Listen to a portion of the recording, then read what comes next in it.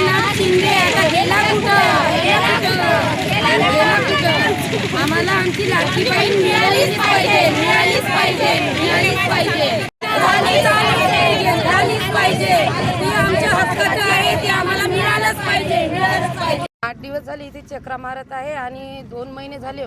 November आणि डिसेंबरचा महिना मला आलाच नाही. मी रोजमजुरी करनेवाली महिला आहे.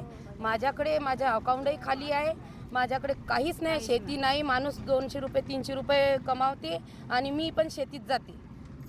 माझ्या घरी मी एकटीच लाभ घेणेवाली असूनही मला तो लाभ मिळत नाही आहे. चांगल्या चांगल्या लोकांना मिळत आहे, ज्यांच्याकडे 2-3 मुली आहे, म्हणजे सासू आहे, सून आहे, हे सर्व महिला येऊन राहिल्या आणि आम्ही एकटंच असून आम्हाला लाभ नाही मिळाला. आणखी नाही पण मग द्यायची असेल तर सर्वांनीच द्या, नाही तर कोणालाच देऊ नका.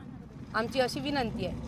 शासनाने सुरू केलेली जे माझी लाडकी बहीण योजना आहे अतिशय चांगली योजना आहे आणि या योजनेमुळे बऱ्याचशा महिलांचा फार चांगला एक हे अप्रोच राहिलेला आहे. परंतु शासनाने जे KYC बंधन केली होती, चांगल्या गोष्टीसाठी शासनानं KYC बंधनकारक केली होती, कारण दुसऱ्याच्या खात्यात पैसे जात होते वगैरे, त्याकरिता KYC फार आवश्यक असते. त्याकरिता शासनानं बरेच वेळेस मुदतही वाढवली आणि आता अशी परिस्थिती झाली की ज्या महिलांनी KYC चुकीची केली आहे त्यांचा लाभ शासन स्तरावरून बंद झालेला आहे.